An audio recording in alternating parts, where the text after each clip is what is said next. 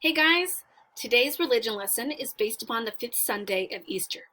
So the fifth Sunday of Easter is entitled Jesus is the Way to the Father. It's from the Gospel of John, chapter 14, verses 1 through 14. Do not let your hearts be troubled. You believe in God. Believe also in me. My Father's house has many rooms. If that were not so, would I have told you that I am going there to prepare a place for you? Jesus said. And if I go and prepare a place for you, I will come back and take you to be with me, so that you may also be where I am. You know the way to the place where I am going. Thomas said to him, Lord, we don't know where you are going, so how can we know the way? Jesus answered, I am the way, and the truth, and the life. No one comes to the Father except through me. If you really know me, you will know my Father as well. From now on, you do know him and have seen him. Philip said, Lord, show us the Father, and that will be enough for us. Jesus answered, Don't you know me, Philip, even after I've been among you for such a long time? Anyone who has seen me has seen the Father. How can you say, show us the Father? Don't you believe that I am in the Father and that the Father is in me? The words I say to you, I do not speak on my own authority. Rather, it is the Father living in me who is doing his work. Believe me when I say that I am in the Father and the Father is in me. And at least believe on the evidence of the works themselves. Very truly I tell you, whoever believes in me will do the works I have been doing, and they will do even greater things than these, because I am going to the Father. And I will do whatever you ask in my name, so that the Father may be glorified in the Son. You may ask me for anything in my name, and I will do it. So, this comes after Easter, and you can see that even though Jesus has proven himself countless times, the disciples are still confused. And as they're confused, what I chose, and I said to myself, what are the specific moments when Jesus really proved himself? And I said, those are the miracles. And so I found this amazing assignment, someone else created it, which lists 10 of the miracles that Jesus performed while he was still alive, before he rose from the dead. And so what I'd like you to do is take out these pages. You will also need scissors. I'd like you to cut out each of the pages and each of the rectangles, mix them up, and try to put them together. Match the title with the picture of the miracle. If you want to, you can glue them into your language arts journal, the one with the sticker. Otherwise, they're just there for you. You can put them wherever you want. You can make them into a poster. And so what I'll do now is I want you to pause me, do exactly as I said, go through them, find as many of what you believe to be the correct mixes.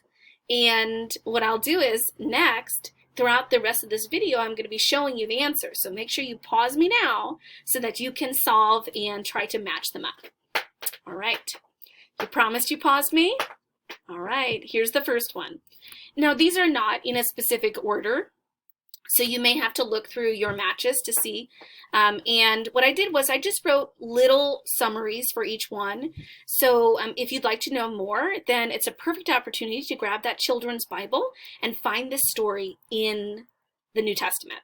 Okay, so the first miracle that we're going to discuss right now is how Jesus fed 5,000 people. The Gospel of John reports that Jesus used 5 loaves of bread and 2 fishes, which were all supplied by a little boy in his lunchbox, and he fed a multitude of people. Generally, that number is agreed upon to be about 5,000 people who were very, very hungry. And whenever they went back to that basket, they were able to provide more and more food. So just imagine Mary Poppins' basket and reaching in and continually grabbing enough food for everyone so that 5,000 people could eat. Pretty spectacular. Our second miracle is when Jesus heals the paralyzed man. So a paralyzed person is someone who doesn't have control over their body anymore. Perhaps their brain is sick and they can no longer lift their arms or their legs. And sometimes it's from their spine, and their spine doesn't send those messages to the rest of their body. A group of friends tried to carry a paralyzed man on a mat into the house, hoping to bring him to Jesus' attention for healing. When they could get in, they decided to lower the man in from the roof. People were shocked when they saw a man descending on a mat from a hole in the ceiling. The man himself had risked giving his all for the healing that he hoped Jesus would give him. If he fell off the mat while being lowered down, he would be even more injured than he already was, and he could not get back on his mat. If he wasn't healed by Jesus, that he would just end up lying there, humiliated, with people staring at him. But the man had enough faith to believe that it was possible for Jesus to heal him, and so did the man's friends. When Jesus saw their faith, he said, "Friend, your sins are forgiven," and the man was healed. What a miracle. Our next miracle is a man who's suffering from a disease called leprosy. Leprosy is a very dangerous and dreadful disease that affected a lot of people during Jesus' time, and it caused your skin to be very sick. And so you can see the man in the picture, he is wearing a lot of cloth around his face to hold the skin, and many people refused to touch lepers because it was known that you could catch the disease by touch, and they were often sent to live by themselves. So a man full of this leprosy came and knelt before Jesus and inquired of him, saying, "Lord, if you are willing, you can make me clean." Jesus Christ reached out his hand and he touched this man. And he said, "I am willing. Be clean." And instantly, this man was cured of his leprosy. A miracle. Our next one is how Jesus walks on the water. You probably remember this story. After rowing against the wind for most of the night, the disciples saw Jesus walking on the water to them. They were frightened. They thought that they were seeing a spirit. But when Jesus told them not to be afraid, they were reassured. After Jesus entered the ship, the wind ceased and they arrived on land. Pretty special. Now this one's a little bit longer. Jesus and his friend Lazarus had known each other for a long time.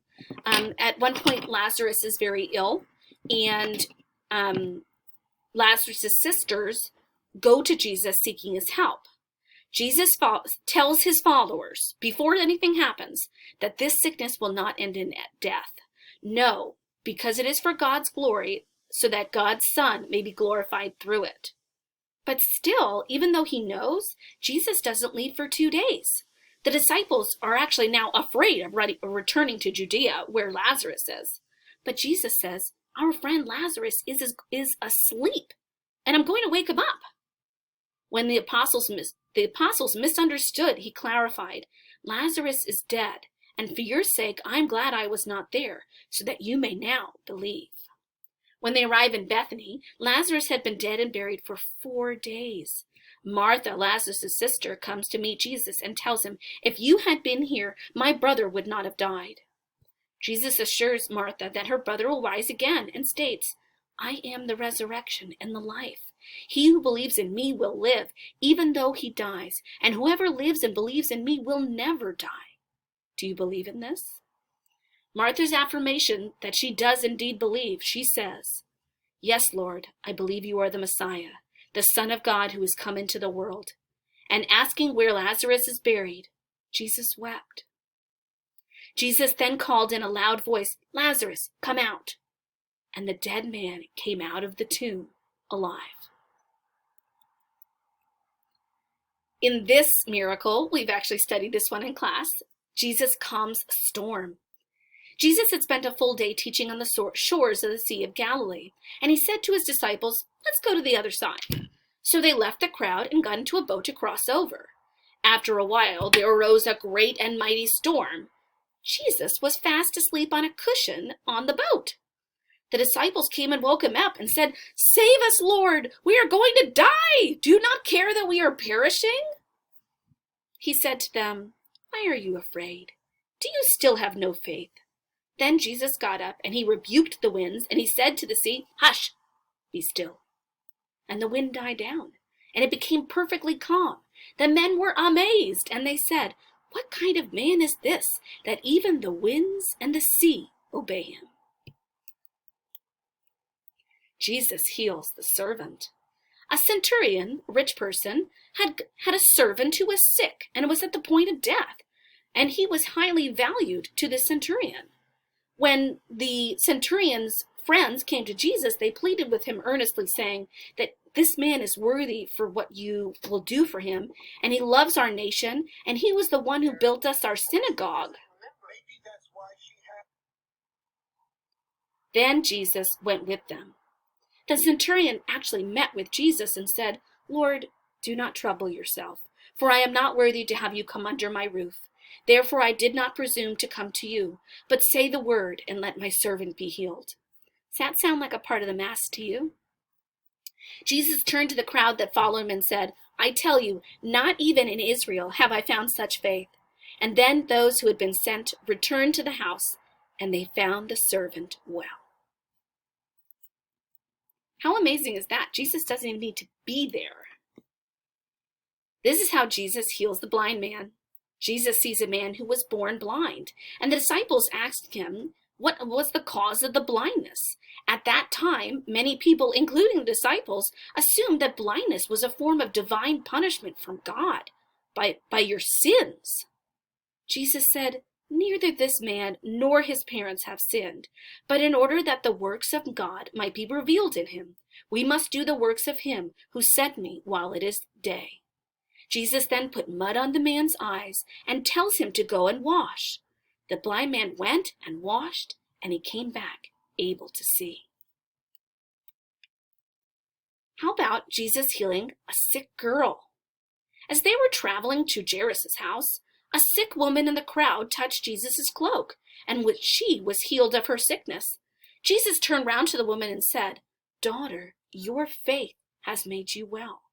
Go in peace. So all because she went to him and touched him gently, knowing he had God in him. That's what caused the miracle. It was her faith. How about Jesus heals the bleeding woman? There was a woman who had been subject to bleeding for 12 years. She had suffered a great deal under the care of many doctors and had spent all she had. Yet instead of getting better, she got worse. When she heard about Jesus, she came up behind him in the crowd and touched his cloak because she thought and believed that if I just touch his clothes, I will be healed. Immediately, her bleeding stopped, and she felt that her body was freed from the suffering.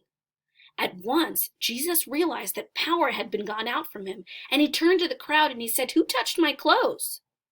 Now, this was strange because he was surrounded by a crowd of people, and the disciples looked at Jesus and they said, What do you mean, who touched you? There's people everywhere. But Jesus kept looking around to see who had done it. Then the woman, knowing what had happened to her, came and fell at his feet, and trembling with fear, told him the whole truth. He said to her, Daughter, your faith has healed you. Go in peace and be freed from your suffering. Each of these stories are an excellent example of why Jesus is the way. He's the way to the Father, and he has shown us the way by his acts and his words.